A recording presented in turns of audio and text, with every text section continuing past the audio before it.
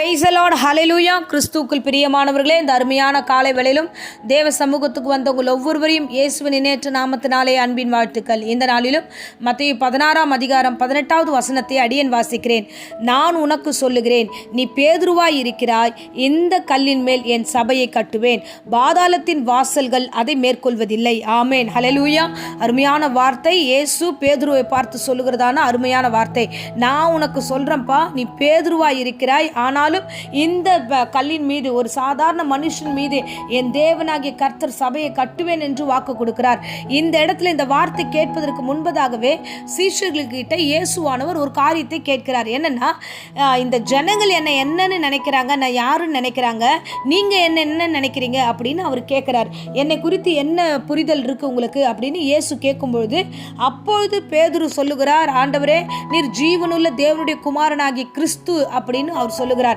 இந்த புரிதலை கேட்டதுமே இயேசுவானவர் உடனே பேதுருவை பார்த்து சொல்கிறார், அப்பா நீ பாக்கியவான்பா, மாம்சமோ ரத்தமோ, நீ மாம்சத்தோட ரத்தத்தோட இருக்கிற சாதாரண மனுஷனே, சாதாரண மனுஷனுக்கு இந்த அறிவு வராது.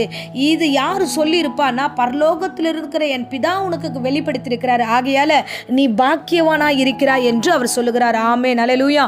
அருமையான வேத வசனம் வார்த்தை. இன்றைக்கு இதுல பல அர்த்தங்கள் நமக்கு சொல்லப்பட்டிருக்கிறது. இன்னைக்கு இந்த பிரசங்கத்தை கேட்கிற அருமையானவர்களே, என் தேவனாகிய கர்த்தர் சொல்லுகிறார், இன்றைக்கு இந்த பிரசங்கம் கேட்க வேண்டும் என்று தேவ சமூகத்தில் வந்த உங்களுக்கு, மாம்சமானவர்கள் யாருமே இது உள்ள வர முடியாது.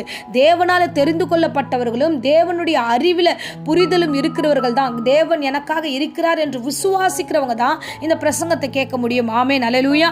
மற்றவர்களுக்கு இந்த பிரசங்கம் புரியாது, அப்ப தேவனை புரியாது. புரிதல் இருக்கிறவங்களுக்கு தான் கர்த்தர் வாக்கு கொடுக்கிறார். என்னன்னா, நான் யார் என்பதை நீ விசுவாசிக்கிறாய், நான் யார் என்பதையும் நான் என்ன செய்ய போறேன் என்பதையும் விசுவாசித்து தான் இந்த காலை வேளையில இந்த பிரசங்கத்தை கேட்க வந்திருக்கிறீங்க.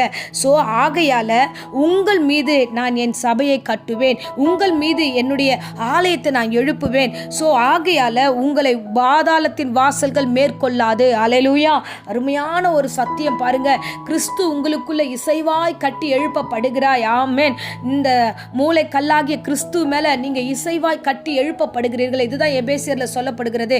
நீங்க தேவனால கட்டப்பட்டிருக்கீங்க. என்னைக்கு விசுவாசிக்க ஆரம்பிச்சிட்டீங்களோ, என்னைக்கு என் தேவன் எனக்காக யாவும் செய்வார் என்று நம்ப ஆரம்பிச்சிட்டீங்களோ, எப்படிப்பட்டவர் இயேசு கிறிஸ்து, எப்படிப்பட்டவர் எங்களுடைய வாழ்க்கையில், எங்கள் பிள்ளைகளுடைய வாழ்க்கையில், எங்களுடைய சந்ததியின் எல்லாவற்றிலும் அவர் ஆசீர்வதிப்பார் என்று எப்பொழுது விசுவாசிக்க ஆரம்பிச்சிட்டீங்களோ, அப்பொழுதே கர்த்தர் உங்களை இசைவாய் கட்டி ஆசீர்வதித்து இந்த இடத்துல ஒரு மகிமையை காணும்படியாக செய்வார். ஆமென், ஹல்லேலூயா.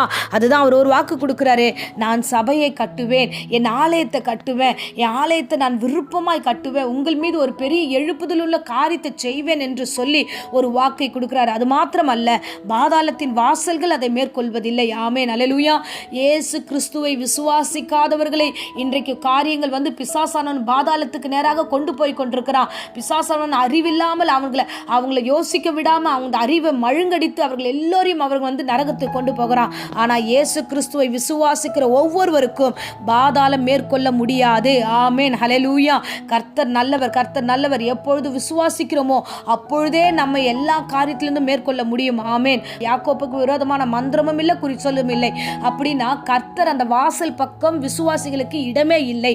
நமக்கு செய்வினை பண்ணிட்டாங்க, மந்திரம் பண்ணிட்டாங்க, இவங்க ஏதோ பண்ணிட்டாங்க, இல்லை என் பக்கத்து வீட்டில் இப்படி பண்ணாங்க, யாரும் எதுவுமே பண்ண முடியாது.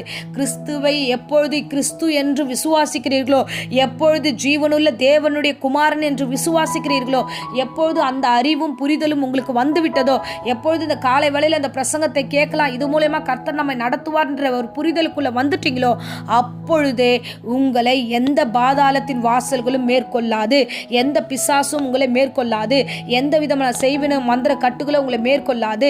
கர்த்தராகி இயேசு கிறிஸ்து காலை வேளையில உங்களுக்கு ஒரு வாக்கு கொடுக்கிறார். நான் உனக்குள்ள இருந்து உன்னை இசைவாய் கட்டி எழுப்புவேன், உன் மீது ஒரு சபையை கட்டுவேன், உன்னை எடுத்து பயன்படுத்துவேன், எந்த சூழ்நிலையும் பிசாசுக்கு அதிகாரம் இல்லை, நீ பாதாளத்தின் வாசல்கள் உன்னை மேற்கொள்ள முடியாது, எந்த மரணமோ எந்த விதமான நாச மோசமோ உன் மீது ஆட்கொள்ள முடியாது என்று இன்னைக்கு காலை வேளையில கர்த்தர் சொல்கிறார். ஆமென், ஹல்லேலூயா. என் தேவன் எவ்வளவாய் அருமையான தேவனாய் இருக்கிறார். நம் மீது சபையை கட்டி நம்மை பாதுகாத்து நம்மை நடத்துகிற தேவனாக இருக்கிறார். ஆமென், ஹல்லேலூயா. அருமையானவர்களே, உண்மையாகவே சொல்லுகிறேன், மாம்சமும் ரத்தமும் இருக்கும்போது சுயநலமா ஓடிக்கிட்டே இருப்போம். அந்த சாதாரண மனுஷர்களாய் மாம்சரீகமாகவே பல யோசனைகளை யோசிப்போம், பல காரியங்களை யோசிப்போம். அப்படி போயிட்டே இருக்கும்பொழுது எல்லா பிரச்சனையும் நம்மளை வந்து அணுகியது. ஆனால் கிறிஸ்து என்று எப்போது விசுவாசிக்க வந்துட்டோமோ அப்பொழுதே எல்லாவற்றும் இந்த ஜெயம் நமக்கு வந்து விட்டது. ஆமேன், ஹல்லேலூயா. ஆகையால எதை குறித்தும் பயப்பட வேண்டிய அவசியம் இல்லை. உங்கள் மீது கர்த்தராகிய இயேசு கிறிஸ்து ஒரு சபையை எழுப்ப பண்ண போகிறார், இசைவா கட்ட போகிறார். உங்கள் வீடு கட்டப்பட போகிறது, உங்கள் ஆலயம் கட்டி எழுப்பப்பட போகிறது. நீங்கள் எல்லா பிசாசின் தந்திரங்களை மேற்கொண்டு நீங்கள் மேலே எழும்ப போகிறீர்கள். கர்த்தர் பெரிய காரியங்களை செய்ய போகிறார். ஆமென், ஹல்லேலூயா. நம்ம தொடர்ந்து ஜெபித்து கொண்டிருக்கிற இந்த 40 நாள் உபவாச ஜெபம் போய் கொண்டிருக்கிறது. இந்த ஜெபங்கள் எல்லாவற்றிலும் கர்த்தர் உங்களுக்கு ஒரு ஜெயத்தை கொடுத்து ஒரு புரிதலை கொடுத்து உங்களை நடத்துவார். அதிசயத்தை நீங்கள் காண்பீர்கள். எந்த பாதாளத்தின் காரியங்களும் உங்களை மேற்கொள்வதில்லை. கர்த்தர் உங்களுக்கு சகல அதிகாரத்தையும் கொடுத்து உங்களை நடத்துவார். ஆமென், ஹல்லேலூயா. இப்பொழுது அடியேன் உங்களுக்காக காலை வேளையில் ஜெபிக்கிறேன். அன்பு தெய்வமே, இந்த அருமையான தருணத்தில் நீர் பேசின வேத வசனத்துக்காக ஸ்தோத்திரம் ஆண்டவரே. பேதுருவுக்கு வந்த புரிதலிலே நீர் ஒரு வார்த்தை சொன்னீர், நீ எப்பொழுது புரிந்து கொண்டாயோ நீ அப்பொழுதே பாக்கியவானாய் இருக்கிறாய். ஆமென், ஹல்லேலூயா. இன்றைக்கு இந்த பிரசங்கத்தையும் இந்த ஜெபத்தையும் கேட்க வந்த பிள்ளைகள் ஆண்டவரே, உம்மை புரிந்து அறிந்து முழங்கால் படியிட வந்திருக்கிற இந்த பிள்ளைகளை ஆண்டவரே பாக்கியவான்களாய் எல்லாவற்றிலும் ஆசீர்வதிக்கப்பட்டவர்களாக ஆண்டவரே அவர்கள் வீடு கட்டி எழுப்பப்படட்டும், அந்த ஆலயம் கட்டி எழுப்பப்படட்டும், பிள்ளைகள் கட்டி எழுப்பப்படட்டும். கர்த்தர் தாமே உறுதிப்படுத்துவீராக, ஆசீர்வதிப்பீராக. எந்த நாசமோசமோ எந்த பொல்லாத கிரியைகளோ அணுகாதபடிக்கு பாதுகாத்துக்கொள்ளும். ஆண்டவர் தாமே பொறுப்பெடுத்துக்கொள்ளும். வியாதி விக்கினங்கள் பலவீனங்கள் ஜுரம் எல்லாவற்றும் இயேசுவின் நாமத்தில் சபித்து கட்டுகிறேன். பூரண சுகமும் ஆரோக்கியமும் உண்டாகட்டும்.